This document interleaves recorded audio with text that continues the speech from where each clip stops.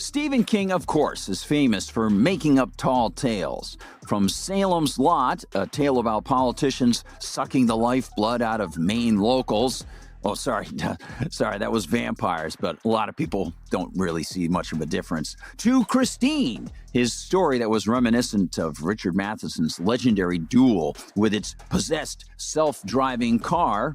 Well, Stephen King has spun words better than many political speechwriters to deliver pretend messages that have thrilled and chilled many people.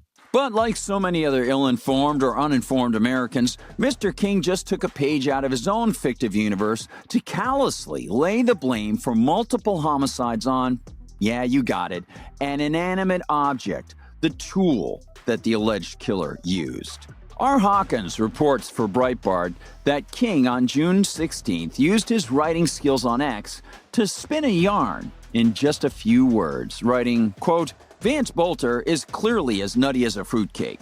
The real culprit is the gun he used. They're everywhere, and it's years too late to put that genie back in the bottle. Nuts are gonna do nutty, violent things, and guns are easily obtainable, end quote. And as one might expect, King was ratioed, getting comments such as, quote, LOL dude, Tim Walz literally appointed him. Your party is a gaggle of degenerates. And this one, quote, so the gun pulled its own trigger? That's your stance? Retarded. Which led to the logical endpoint for many, as one ex-user cited the similarity of King's statement to one of his horror stories. Quote, King wrote a book about a car, Christine, thinking and acting on its own. So why is it hard to understand he believes guns could do that also? End quote. The witty retorts are valid, and one can tell that those posting them are not making light of the murders. They're simply calling Mr. King to task for his ignorance and embrace of the unreal. As with most gun grabbers, King's implication is that government bans on firearms and infringements on the natural right to keep and bear arms would make the world safer.